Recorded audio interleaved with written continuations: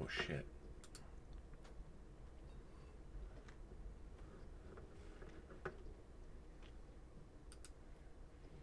We might be on now. Could be. You never know. They might be looking at us right now. Wow, okay. Yeah, that's true. Well, here we go. So this is episode 7, Elizabeth. 7, Whining About Movies, episode 7, with a lovely film from one of my favorite directors. Are you excited to talk about this movie? I am so excited about this movie. Well, it's going to be good. I think people are going to like to hear about this movie. I think so, too. Well, greetings, imagination connoisseurs. Once again, it is I, your viceroy of verisimilitude, your master of fun and wonder, your sommelier of cinema, Robert Meyer Burnett, here with another episode of Elizaviews Presents Whining About Movies. And I'm Robert Meyer Burnett, and you are? Elizabeth Gwendolyn Bell. Elizabeth Gwendolyn Bell. And we are here to drink wine and talk film. Yes, we are. And we actually have we were going to do a Chardonnay tonight. Yes, we're going to do a Chardonnay, and I think I announced a Chardonnay, but then something happened today. Yes. That was fairly exciting when it comes to this show. Why don't you tell the folks at home what happened?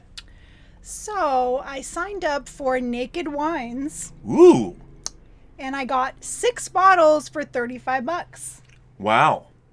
Yes, so I'm super excited. Now, what kind of wines are does that mean they have no clothes or labels? What does that mean, naked wine? Why are they naked? No, it's because it cuts out the middlemen, so they pay the winemakers directly. So you get these great wines directly from the winemakers. It's pretty cool, actually. That is pretty cool. Mm-hmm. And so you got 6 bottles of wine. Yes. We opted not to go for our Trader Joe's bought Chardonnay. Yep. And we're well, this is kind of funny because you won't know this, but this is Mauricio Lorca, for all you Discovery fans out there. Mauricio Lorca from the Uco Valley. It's a Malbec from 2017.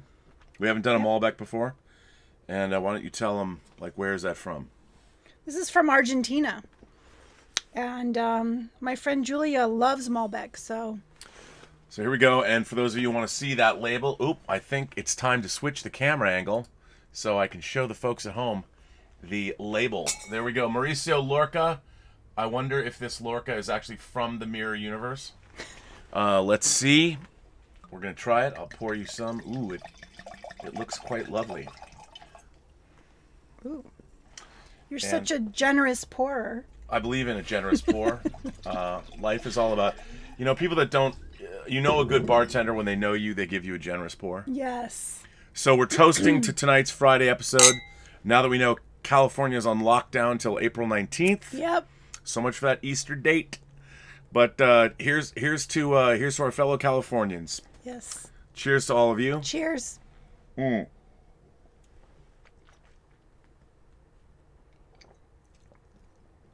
Oh. That's pretty good. I haven't had a Malbec in a while. This is nice. It's very nice. It's very nice. Not quite too heavy. Light. Mm-hmm. Mm. Oh, and one more thing about Naked Wines. Mm. If you guys want the same deal for $35, $100 worth of wine, just message us and I will give you a code. A code. Wow. And they're not sponsoring us, by the way. We're not sponsored by Naked Wine. You just did this thing. I just did this thing. It was just a thing. Actually, our friends, Brian and Brianne, they've been doing Naked Wines for a while. So KUSC DJ Brian Lawrenson. That's right. Who does his show now from home in his closet.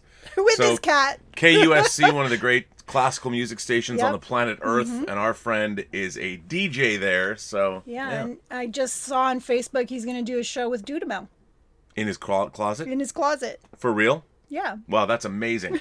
He's like a Dudamel fanboy, so this has got to be very exciting for him.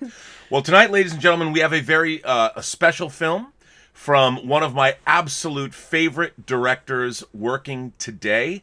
A lot of people would say this movie is his masterpiece. I don't necessarily know about that, but it's an amazing film from the year 2000. Chinese director Wong Kar-Wai, and this is the Criterion Blu-ray for, don't want to cover your face, Elizabeth, In the Mood for Love, starring Maggie Cheung and my main man Tony Leung, who is also going to appear in Marvel's upcoming Shang-Chi movie. As I've often said, Tony Leung is the Asian man that I'd like to be. He's one of the coolest cats in the universe, And he first came to my attention when he was in John Woo's Hard Boiled, but both Maggie Cheung and Tony Leung go back into Wong Kar-Wai's filmography. I should say that I first discovered Wong Kar-Wai in the mid-90s when Quentin Tarantino's distribution company Rolling Thunder brought his film Chungking Express to America. Now, I had not seen a Wong Kar-Wai film. I had not seen his earlier movies, Ashes of Time or Days of Being Wild, both of which I highly recommend. I haven't seen either of those. I have them. Would it surprise you to know I have them on Blu-ray? Oh, wow. And then Chungking Express also, its companion piece, Fallen Angels, and then the movie Happy Together. All of these films are wonderful films, and I think that Wong Kar-Wai is one of the most romantic directors working today. He finds wonder and romance, obviously in Hong Kong, but whether he's talking about triad members or assassins or drug dealers or simply police officers or even a waitress or someone who's working at a food shop in the subway, he finds something about, he finds awe and wonder and romance in everyday life, and he's frequently collaborating with cinematographer Christopher Doyle, which he does not do in this film, which is interesting. Chris Doyle was shooting something else, so he could not work with Christopher Doyle. And Wong Kar-Wai works very iteratively.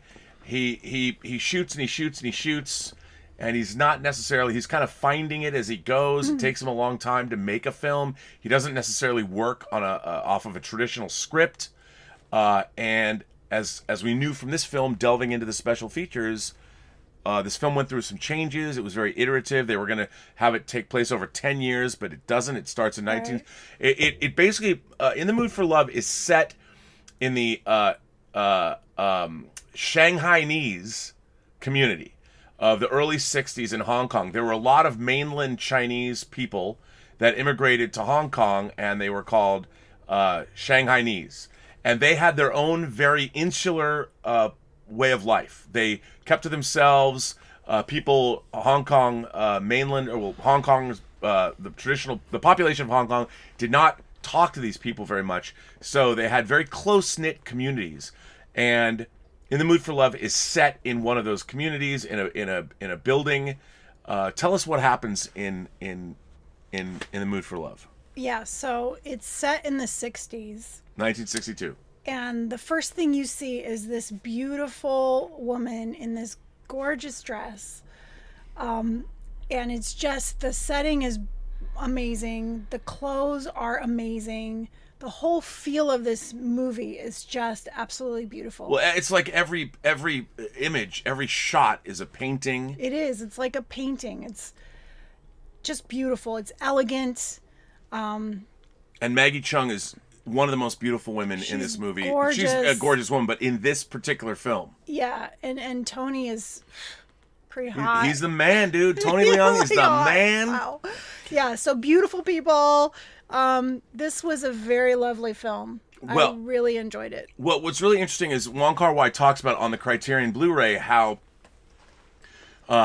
what he was trying to do, the way he shot the movie was as if, because everyone was living in these close quarters, indeed, people are renting rooms from people, so they're living very close together. Mm-hmm. And he shot this as if you were a neighbor of Tony Leung or Maggie Cheung looking down the hall. You're constantly... So the movie's entirely shot from sort of the perspective of you're being looked upon by your neighbor. Mm-hmm. And it's very much a part of the mise en scène, and I thought that was really fantastic, and it really comes through when you look at the movie. It's not... Yeah.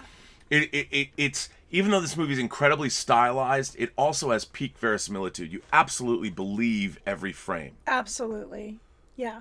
And so why don't you talk about the situation that our lady and our lad found themselves in at the beginning of the film. Okay, so they each couple, it's two couples, they rent these rooms in two apartments that are right next to each other. And they happen to move in on the same day.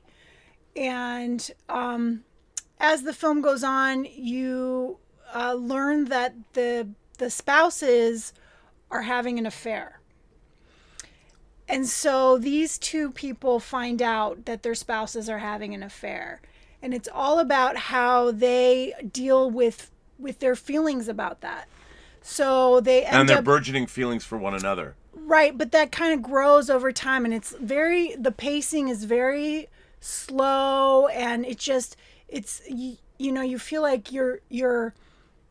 their relationship is just growing slowly. So they bond over this, that their spouses are having an affair with each other. And what I found very interesting is they role play their spouses in the affair, which was amazing to me. I thought, wow. Now, I mean, what's really interesting about this is they take it so quietly.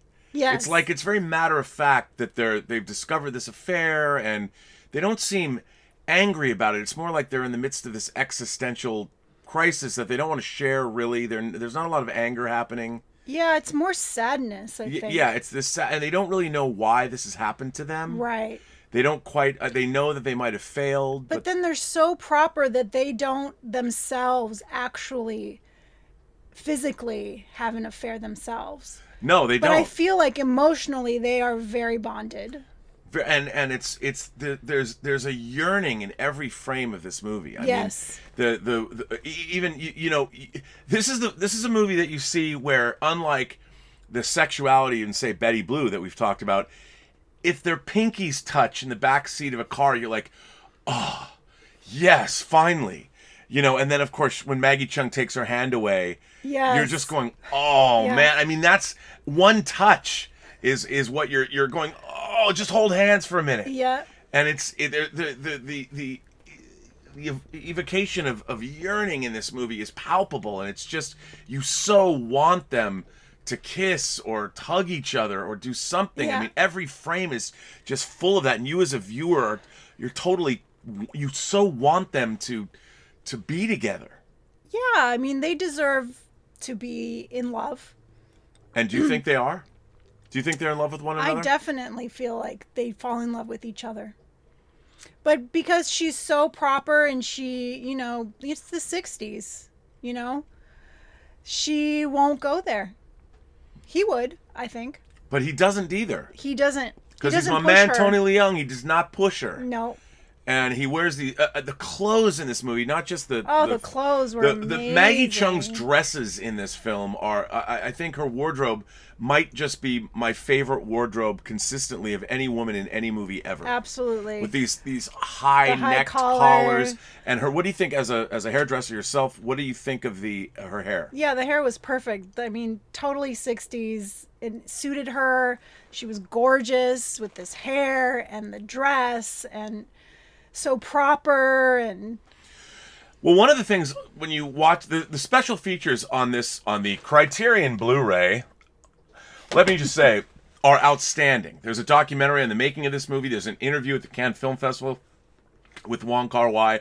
The music in this film, Wong Kar-Wai populates. There's a lot of, believe it or not, Nat King Cole songs in this movie where he's singing in Spanish.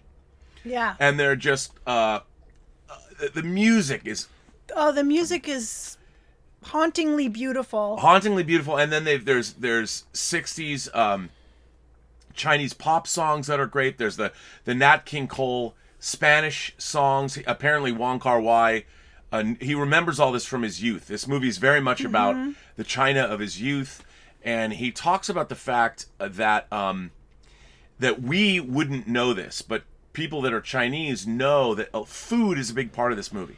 They're eating all the time. They're always eating. And one of the things that I didn't know about the film is that they're eating dishes that you could only get, and they're foods, seasonal seasonal dishes. foods. So if you know the food, then you would know like what time of year it is, and, Right. and the timing. You would know what time, like how much time has gone by what they're eating. and the movie is drenched in sensuality.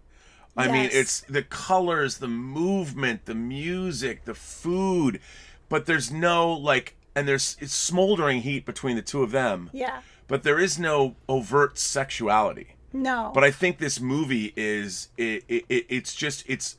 like if you could get into someone's mind when a relationship is unfolding and that yearning and that love or Yes. something, that's what this movie is all about. That painful, like, oh, Yeah. heart-wrenching. I mean, there's so many times when there's a noodle store, like at the base of their apartment complex, and one of them is always walking down into the noodle store, and the other one is coming up. Right. And they like are passing each other on the Yes. staircase, and they don't even look at each other. It's like they don't. They And another great thing that he did was he didn't show the faces of their spouses. You never see them. You never see the see back them. of his wife's head, of Tony Yeah. Ling's head, and you hear the voice Of her husband, But who's you always never see traveling. them. Oh, yeah, well, yes, You never see them. you never see them. And I mean, it's just, I fell in love with Wong Kar-Wai when I saw Chungking Express, which is basically two different stories. And there's a third story if you watch Fallen Angels. And when he was making In the Mood for Love, he was also making his next movie, 2046, and which takes place in the future. And the Maggie Chung character in this is sort of a recurring female motif character that appears in Wong Kar-Wai's other works, and Days of Being Wild was like his first movie of this ilk that she's also in when she's younger, and she's kind of a stand-in for, I don't know if it's his idealized version of a woman. I mean, I don't know. I don't quite, I don't know if I need to know exactly. Yeah. But every part of this film, and you think they're going to get together. Like, did you think you've never seen this movie? In the end, you hope, like, because it jumps. It goes from 1962 to 1963, and then he goes away, and then he goes to Singapore, and then it's like 10 years later. Well, no, it ends in '66 when De Gaulle visits Cambodia. I thought it was 10 years. No, we only saw that. Remember, he cut that out of the movie. Oh yeah, right. So originally, what Wong Kar-Wai wanted to do was tell this story of their lives over 10 years, and he just thought it was too much, and so he ends it in 1966 in, I think it's when De Gaulle visits, I think Cambodia or Vietnam, and they actually have file footage of it, but on the disc, they do have the scenes in 1972 when eventually they meet up again.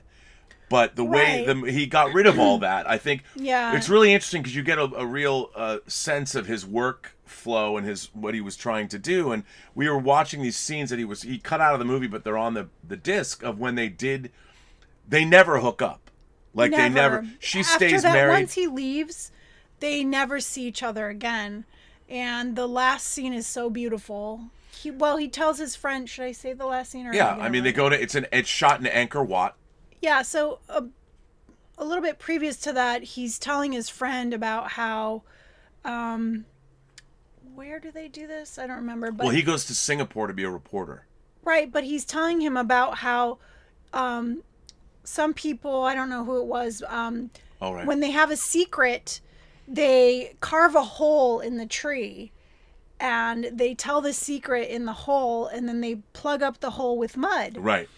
So years later, when he's in, where does he go? He's in Cambodia. Angkor Wat. Yeah, in Angkor Wat, in the ruins. Yeah, so the last scene is you see him talking into this hole in the temple. In the stone. Yeah, there's like a hole. And this, Angkor Wat, this incredibly beautiful ancient ruin, and he tells his secret. And then you see the camera backing up, and he had put mud and grass in that hole.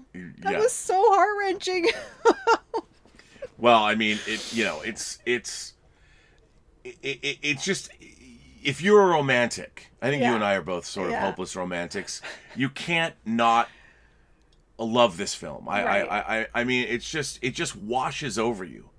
And I love the tragic ending. I love the fact that they don't end up together. No, I mean, if they had, it would have betrayed the movie. Yeah. Yeah. Why do you think it's called In the Mood for Love?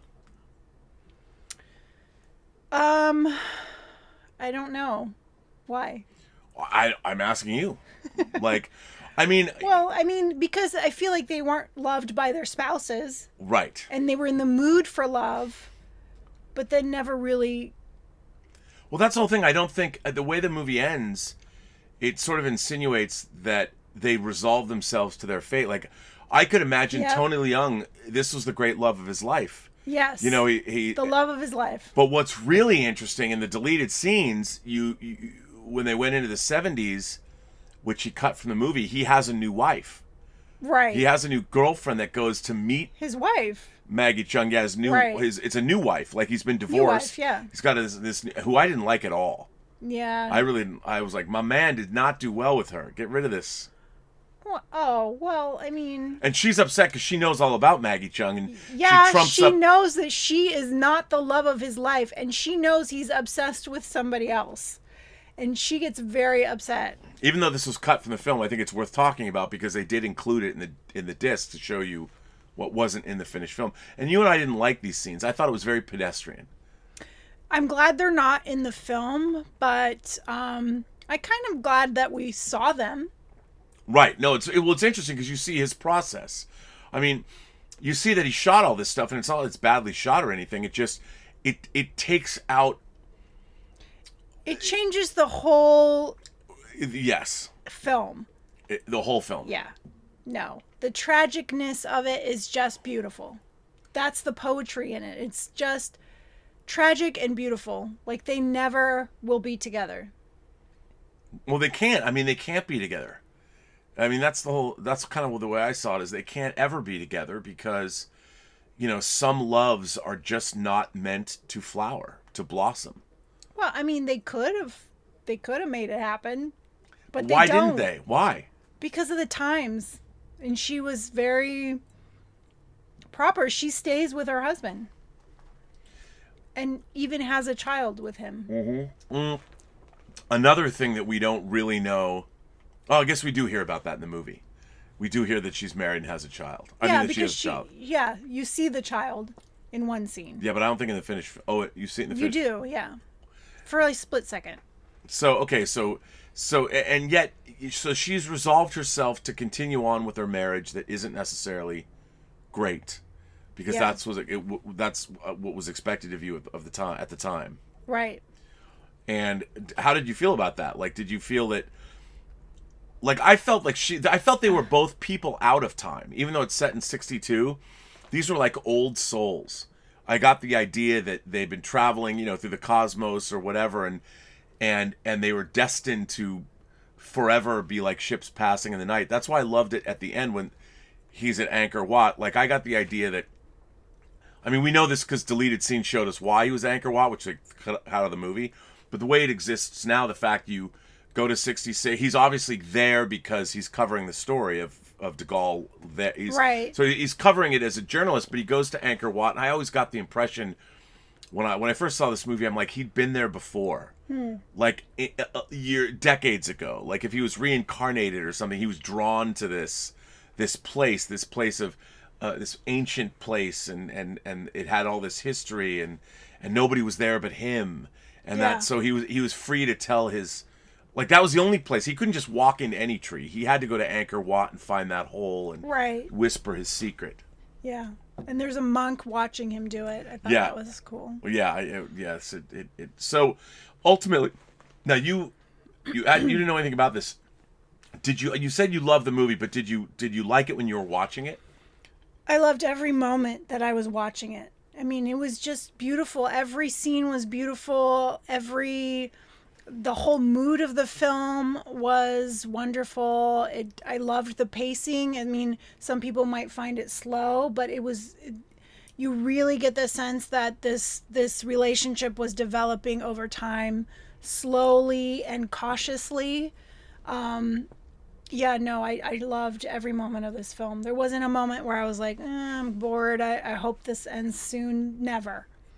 Well, it's just you descend into this sensuous world, and between the music and the food and the music clothes was amazing. You can't. I found this movie very entrancing. It's very hypnotic. Yes. It's very like, it's almost like it takes you in its own caress. Yep. Yeah. And then like you said, you did like the music. What's interesting is they filmed the interiors of the movie in Hong Kong. Right.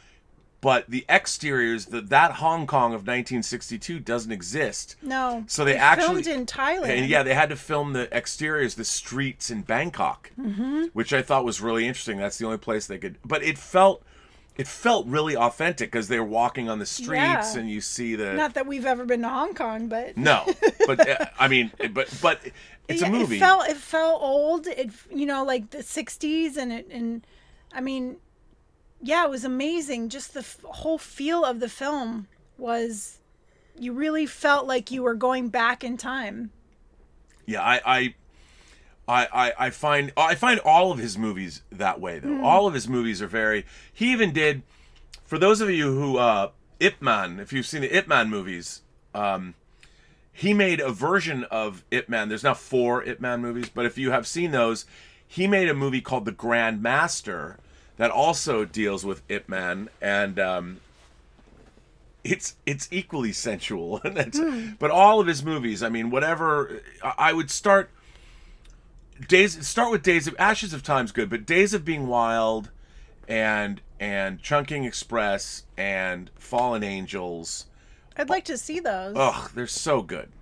I went through a phase in the '90s of loving Chinese movies and even novels about China, and I think it started with I saw Bring Out the Red Lanterns. Raise the Red Lantern. Okay, and Farewell, My Concubine. That's a great movie. Fell in love with those movies, and then I started reading, and I read Wild Swan, and I read Falling Leaves, and I just was like immersed in this Chinese history. I just was fascinated because it's so different from, how I grew up, and I just was fascinated by all that. So, yeah, this film, I felt like I did in the 90s when I was like really into that stuff. Well, it's also like we don't know, like the Chinese Revolution I think was in 51, 50, was it it was 50, 51, and the idea that the Shanghainese like left, that those people were fleeing that revolution, and that's why they relocated into Hong Kong, and I mean it is part of history that we don't know, right? But you do get a sense of that, and I really thought that the evocation of history in this was great, because you really feel like you're watching this time capsule, even though it came out in 2000. Yeah. It didn't feel like in an American movie, if you were to go back and recreate the 60s now, like I've shown you movies that feel like they're of that era. Right. Whereas nowadays, American movies, when they would go back in time, even World War II movies, the lighting, it just didn't look authentic. Well, like Donnie Darko was great. It was set in the 80s, but I feel like the hair wasn't authentic, and there were things like, it still felt like the 80s, but like this really felt like every detail. Well, that was the thing. The detail's incredible. Every detail felt like they were in the 60s. Yeah. I mean, and the clothes, the wardrobe.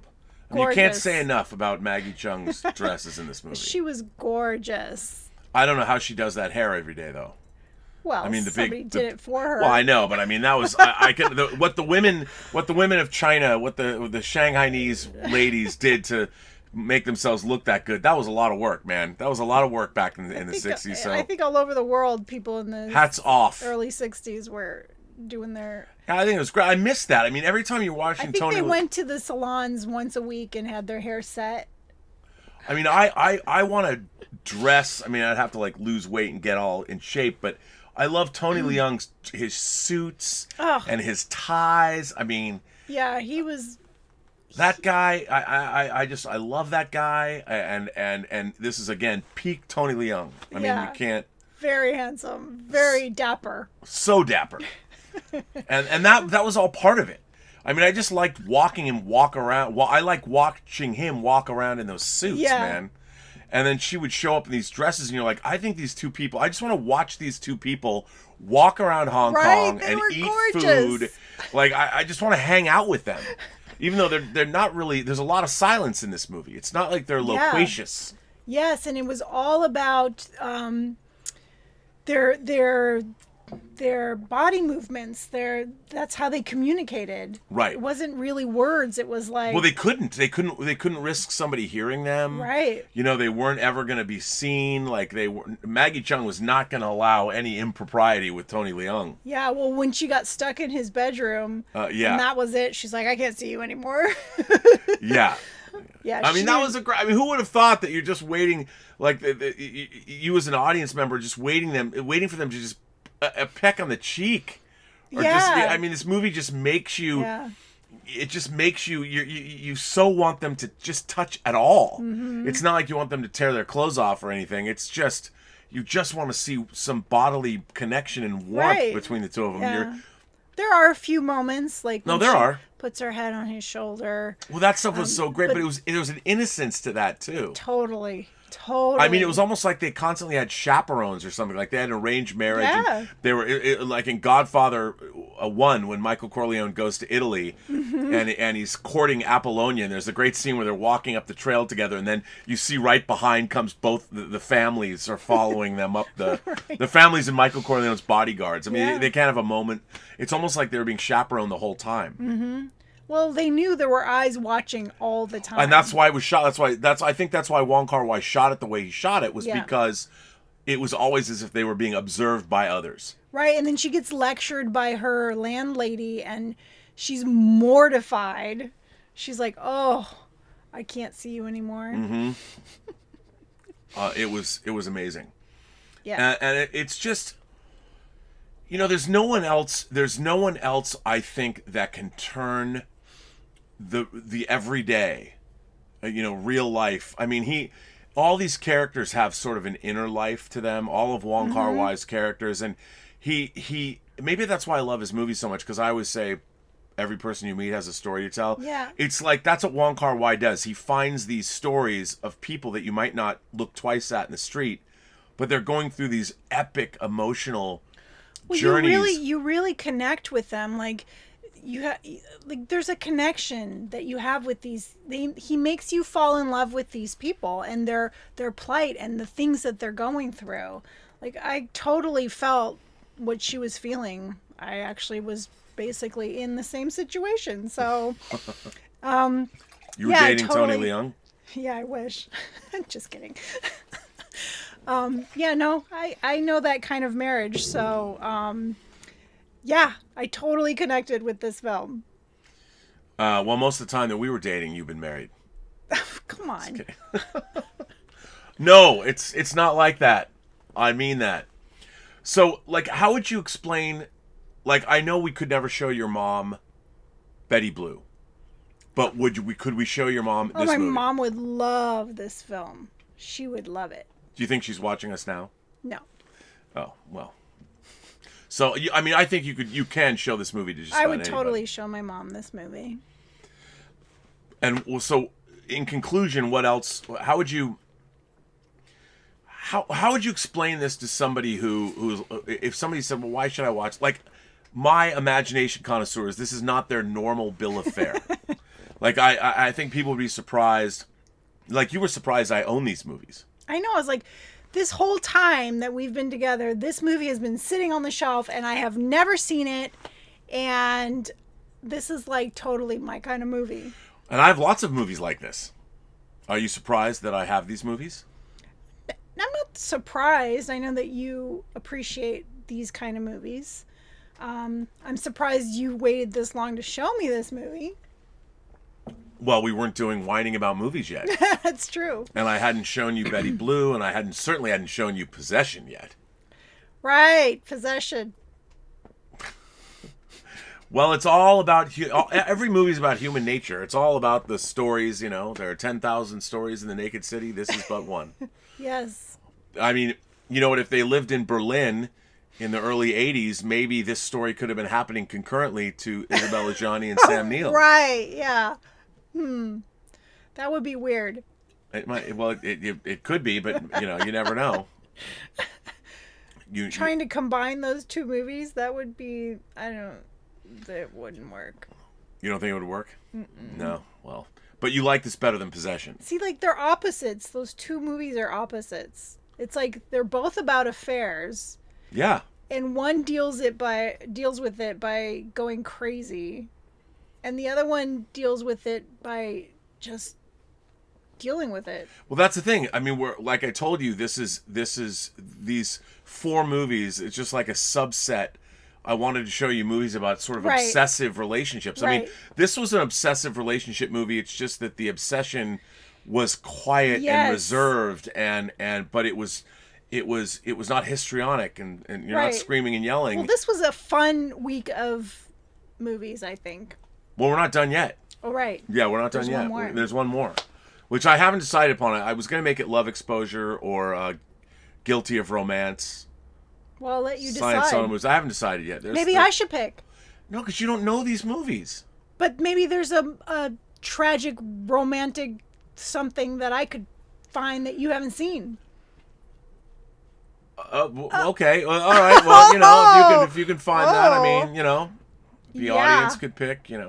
Oh, right. The audience really wants to pick once a month.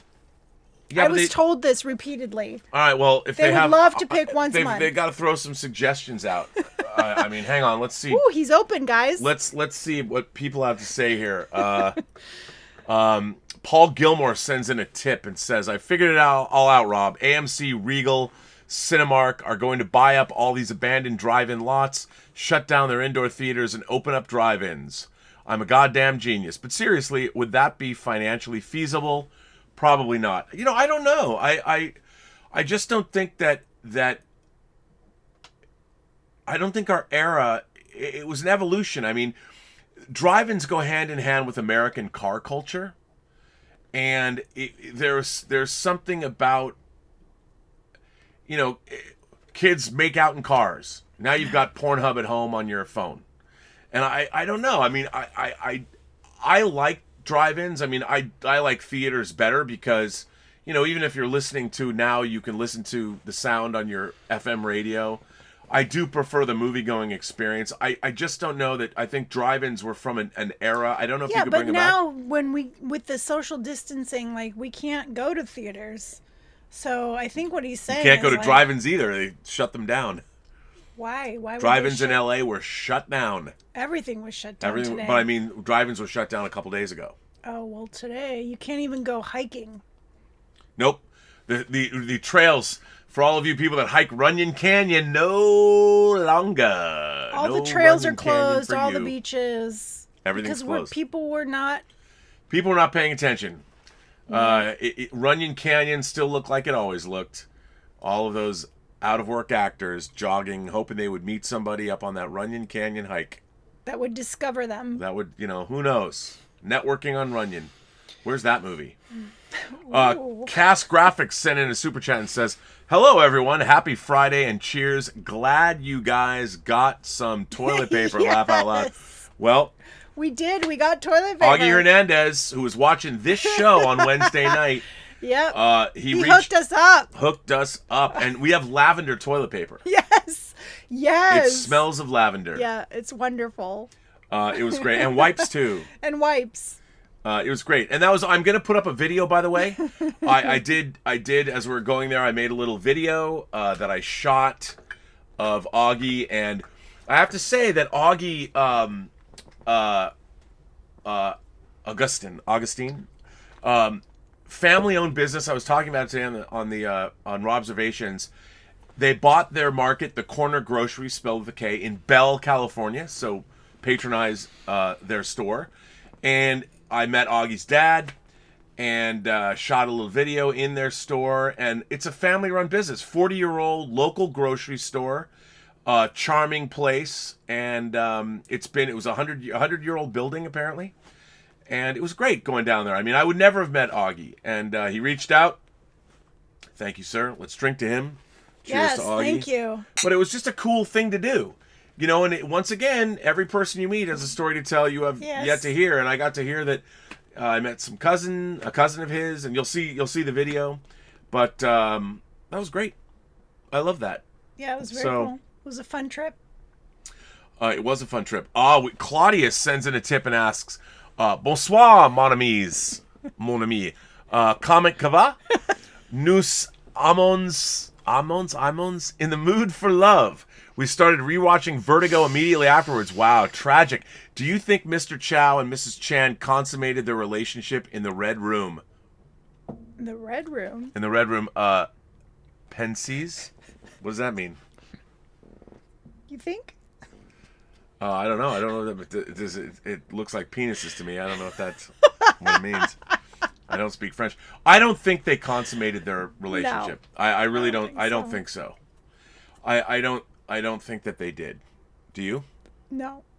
But I love when you speak French. When you try to read French. Bonsoir, mon ami. How's that? I think that's pretty good. How do we make this go over here? Go where? To that. You have to go over here. Yeah. Click the blue arrow. Oh. Yeah. Okay, there you go. I don't think they did. And by the way, they didn't. Claudius knows the film, Mr. Chow and Mrs. Chan. That's right. You watched, and that's watched it. That's all you really know about them, So Mr. good. Chow and Mrs. It's not Chan. even that long, so it's very doable. It's like 93 minutes or something. It's a short film, but it's interesting if you get the Criterion Blu-ray, and which, by the way, Criterion is not sponsoring this, although they should. There's so much good stuff on there, and there's like a half an hour more of the movie that was cut out, and it takes you all the way to 1972, and it's really interesting. And as I said, it's as far as the special edition goes, it's a packed special edition, and it's great. Louis Ute sends in a tip and says, "One of my moderators is tipping." I love that. Fun fact, Tony Leung and Maggie Cheung collaborated way before being Wong Kar-Wai's muse. Oh. They've been acting together since the 1980s on Hong Kong TVB TV miniseries. Well, you know what? I just hope my man Tony Leung has tapped that, because wow, was she a hottie. I mean, unbelievable. I'm just kidding. I mean, I'm not. I mean, I hope they... Maybe there's a reason. I don't know what the history between the two of them is. They were very beautiful together. They were very beautiful together. They were. That makes sense. I mean, and there was total chemistry. Like, whew.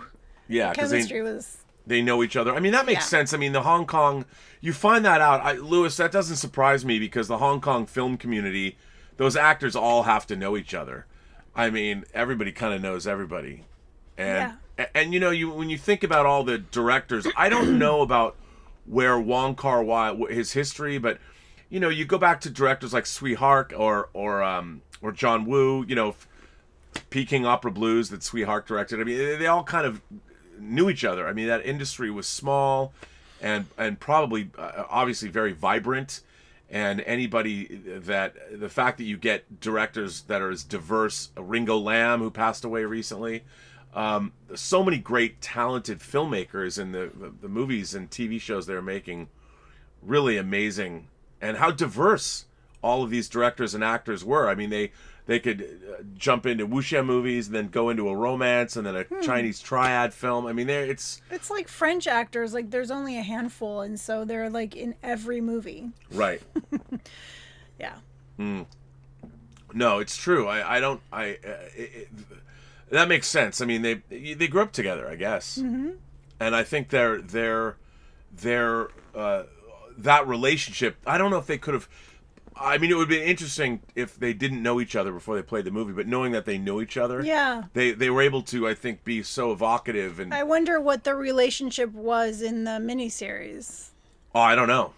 I didn't know they were. I didn't know that. I mean, I know that they had been in Wong Kar-Wai movies earlier, obviously, but I didn't know that they were. And what's interesting is that Wong Kar-Wai made Happy Together is about the relationship of two men.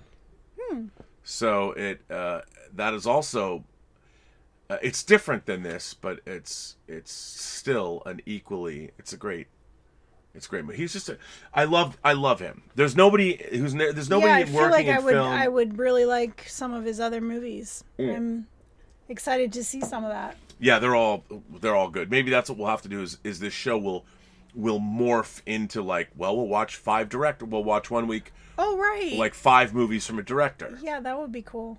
You know, and follow their filmography. Yeah, totally. Because that would be interesting, even if you've watched some of those movies before, but watching them in context. You know, like watching 5 different movies. You might have seen 2 of them, but 3 of them you wouldn't have seen. Right, that would be cool to see from one director. Yeah. Several movies. Yeah, I mean, I definitely think that's a possibility. That's something that we could we could do. So, I mean, what else about the film? Like, the idea of portraying romance in films is obviously something that you like.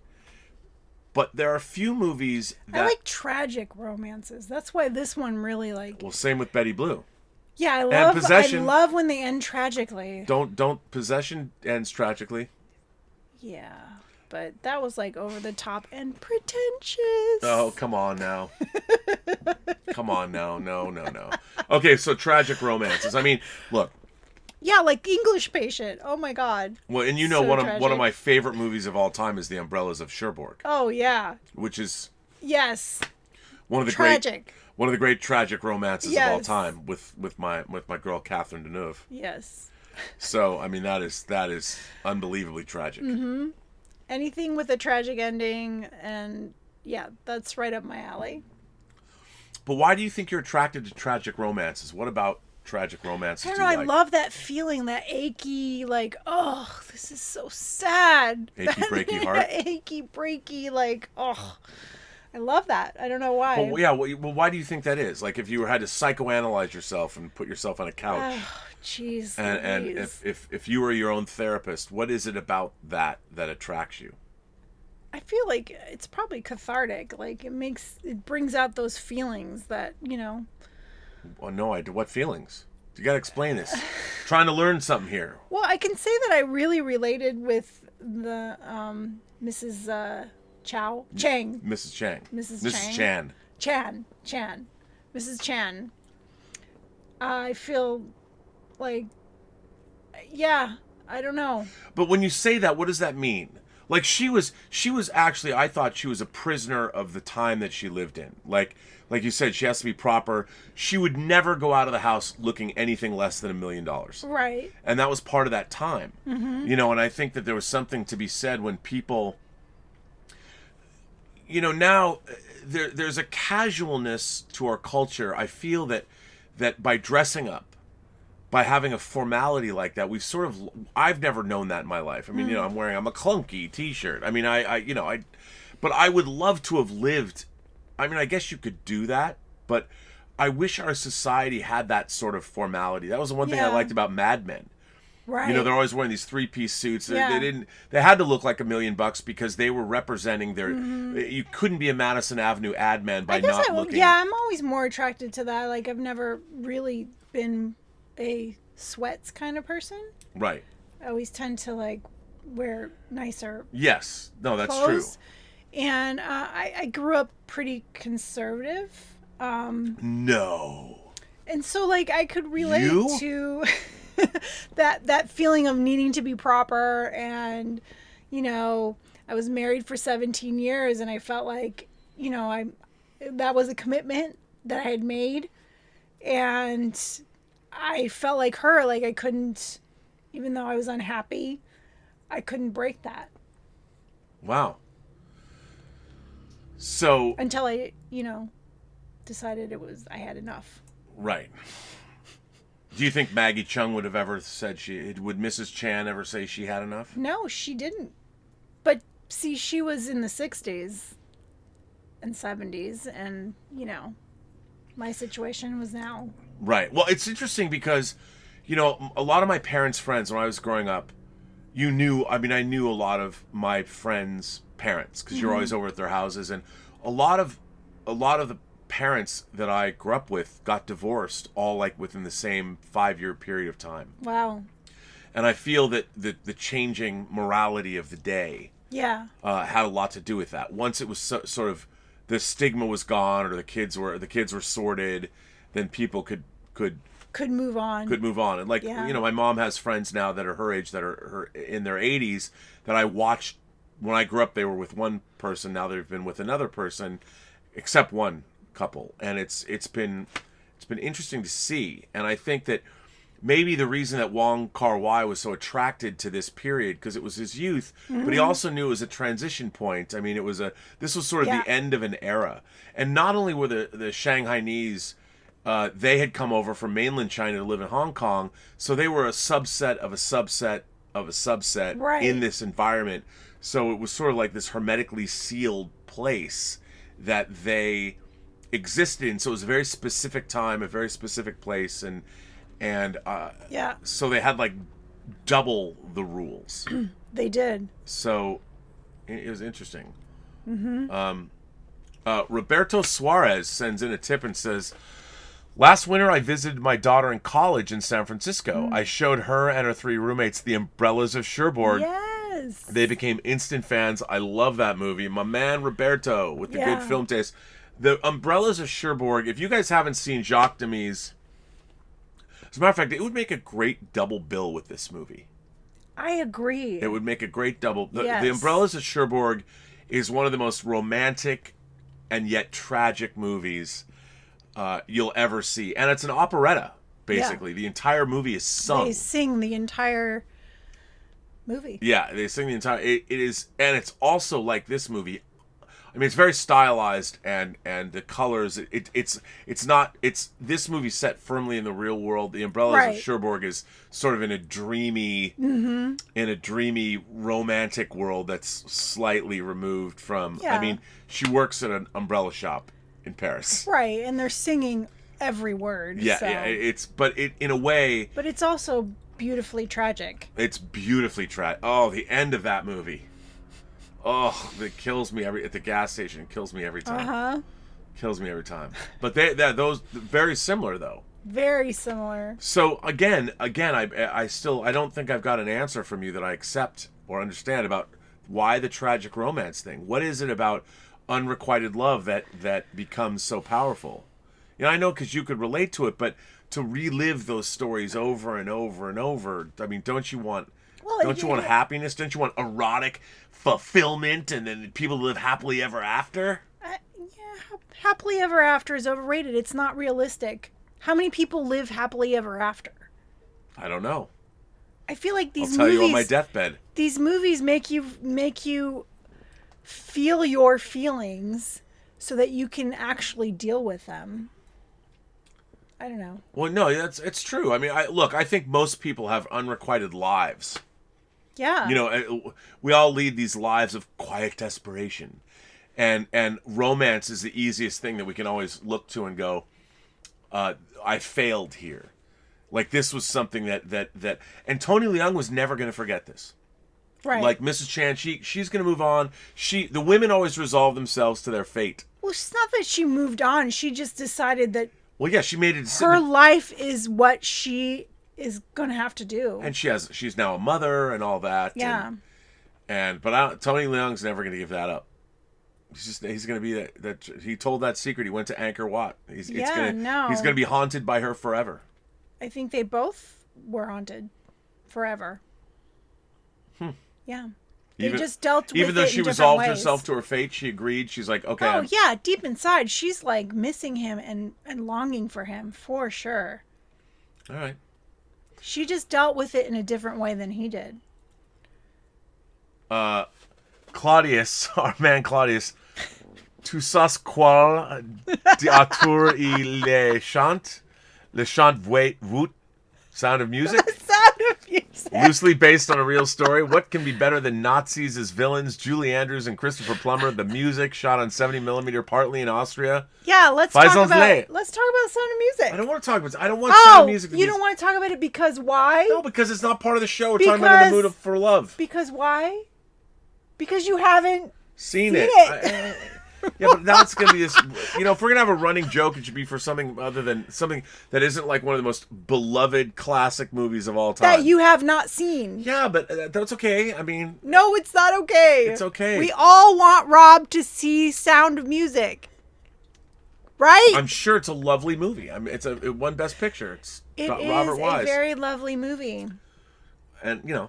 Okay. How about we watch that? I don't want to watch it. I want to show you movies you haven't seen. Why don't you? You haven't seen Sound of Music. I know, but you have. So what if I choose? I choose But Sound I don't of want to. Music. Then somebody's going to go be like, well, we have to watch whining about movies about Sound of Music, and I have to sit there and talk about it for an hour.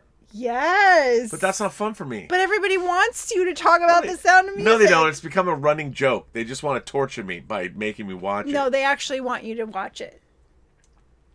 I'll put up a poll on Twitter. Let's put up a poll. Yes. I'll do that after the show's over, and we'll see what people say. Well, everyone's going to say, yes, we want you to watch it. They are going to say that. Wouldn't you have rather watched In the Mood for Love and Betty Blue? I'll watch it all. And The Sound of Music. Oh, come on, man. Maybe we'll watch it. Just not in the mood yet. I have to work up to it. How could you how would you know what mood you're in when you haven't even seen the movie? That's true. But I know the songs. That's right. I mean, in elementary school, you have to learn do, a deer, a female deer. I can't believe you have not seen this movie. Na na na na na na na na na na na na na. Yeah, I don't know. See, everybody vote yes. That's from your moderator. Yeah, I know. Yeah, and Rich is like, it's not a joke. Paula Bowlers, he actually does not. Yes, all my regulars will say, yeah. At least Paula knows. Come on, See, guys. I appreciate how Paula knows. Paula gets me. She understands. She gets me too. Yeah. We're on the same page, Paula. Well, there's still a lot of this wine left. This is actually really good wine. Very lovely. Naked Wines. If you want to get $100 worth of wine for $35, including shipping, message us. Well, I have to say, all of these bottles, this is good stuff. This is not some cheap ass. No. And they're all organic wine? You said they're all organic wine? They have some organic wines. I'm not sure all of them are. I don't know. I have to look into that. But anyway. Oh, Roberto Suarez asks, has Elizabeth seen Tarsem's The Fall? I have that. No. I have that on Blu-ray. As an artist, I think she would like it, and the young girl in the film is a great actor. You'd love The Fall. Okay, we got to watch that. That's a good choice, Roberto. It is a good choice. I like that. Let's do it. It's good. I like that. Yeah, I don't know if it won't be appropriate now for our next movie, but okay, we'll have to do a new theme. Like you indulged my little cult movie thing. Yes. Now we've still watched, but we watched now romance. Yes, tragic romance. Tragic romance. We're gonna do that, and then I think next we'll have to do a complete change in like political thrillers. Okay. Or something like that. I could get into political thrillers. We've got a couple of political thrillers that I think political thrillers would be good. Mm-hmm. You know, as long as it's not Hunt for Red October. Well, no, we're not gonna watch Hunt for. And I already showed you Manchurian Candidate. Anyway. Yeah, I've seen that too. Yeah, I know. I liked that. That was good. It's really the Manchurian Candidate is one of the greatest things ever. Very good, very good. I love, but we've already watched that. Mm-hmm. So. I'm sure you'll find. Look at the legs on this. This is good. This is good. Whoa. This is for you, Julia. It's a Malbec. It is a Malbec. So, okay, we have to... The time has come to, on our scale of 1 to 4 glasses of wine. Right. What would you say, on a scale of 1 to 4, 4 being best, how many glasses of wine would you give In the Mood for Love? Well, what did I give Betty Blue? I think you gave it 3.5. I did? I think so. No, then I changed. I said 4. You said 4. I can't give this movie more than Betty Blue because I really loved both. Well, yeah, they're great. So 4 for Betty Blue and 4 for this film. Elizabeth views come out. We need a catchphrase for this. We do. Come on, guys, catchphrase. How many? Something to do with wine. You know. Yeah. 4 glasses of wine, but your review. We have to have that overarching term. Yeah, I agree. You know, like the tannin meter. I don't know. Something like that's bad. We're not going to call it that. So I too give In the Mood for Love 4 glasses of this Malbec. 4 glasses. Perfect of this score. Malbec. Yeah, 4 glasses. And Wong Kar-Wai remains one of my favorite directors. I'm excited to see more of his films. Yes, and I have them on Blu-ray, and yeah. And I have a beautiful, it's not over there, it's actually over there. I have a beautiful book on Wong Kar-Wai's films. Oh, very cool. Yes, I'd do. like to see that too. And so would you say then this is the second week of Eliza Views, of whining about movies. How do you feel about the show so far? If you had to assess, we've done, this is our 7th show, we've done 2 weeks of shows. How do you feel about this show? Are you liking doing this? This is so fun. Like, I'm getting to see a bunch of really amazing movies. Well, amazing. I guess Possession was amazing.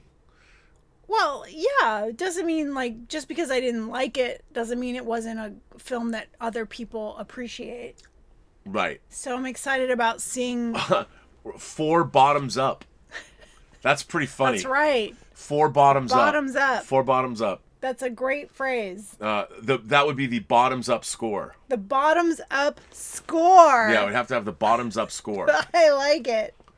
Yeah, and now it's time for bottoms up. Bottoms up. The time when we how many glug glug glug. Yeah, so that's 4 glasses of wine. The bottoms up score for Wong Kar-Wai's In the Mood for Love from 2000 is 4 glasses of wine. And 4 is our top score. Our top score. That is the bottoms up score because Roberto just coined that phrase. And the reason we chose 4 is because there are 4 glasses of wine in a bottle. So that's I knew that. That's why we chose 4. That's why we chose 4 as opposed to 5. Right. And they're good pours. There's a substantial pours. Yeah. Look at the legs on this wine. I know. It's really great. This is really good wine. Naked wines. Well, I guess that ends our hour. I guess so. Well, let's go to our I never even switched into the camera super chat. But now we're gonna go out. So, ladies and gentlemen, gentle beings, kind people from all over the 28 known galaxies, we want to thank you for joining us on this Friday night for episode 7 of Elizaviews presents Whining About Movies, Wong Kar-Wai's 2000 masterpiece, In the Mood for Love, which has a bottoms-up score of 4 glasses of wine, 4 out of 4. 4. And we will continue. I don't quite yet know what it's going to be. Love Exposure, Science Ono's movie. I was going to do that, but it's 4.5. It's 4 hours long. I mean, I don't mind watching it. Yeah, but it's a little that movie too. Maybe we'll watch Guilty by Romance or Guilty of Romance. Okay, well, which is part of the same trilogy. We'll have to let people know. Yeah, I'll figure that out. But we got an extra day because we don't have to be back until Monday. Well, we want to thank you for being here. We want to thank you for being a part of the channel, for contributing. You can write letters. Yes, write letters. You can write letters to us, send to me, videos. to Elizabeth. Send videos, whatever you want to send.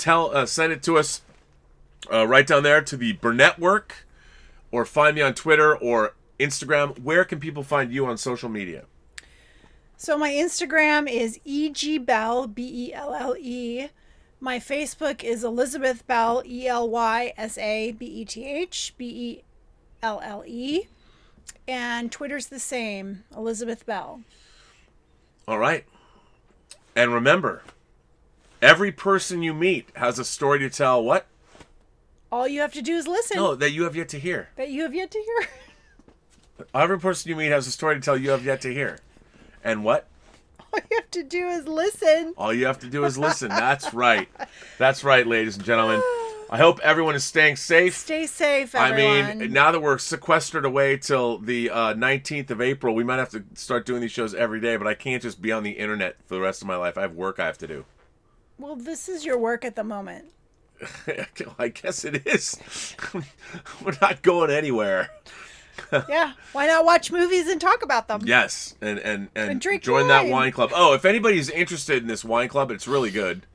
Oh, yes, message us in any way. In any way, yeah, we can get you. We'll give you a code, and you'll get $100 worth of wine for $35. And it's really good wine. Including shipping. Yeah, first bottle. So far, so good. Well, babe, here's to another good show. Here's to Wong Kar-Wai. Here's to you guys. And we want to thank you for being here. I will, of course, be back on the internet tomorrow with episode number 375. Robservations 375, where I promise not to talk about Star Trek Picard. Yeah, right. And and with that, ladies and gentlemen, I say, have a better night. What do you say? Have a better night. Stay safe.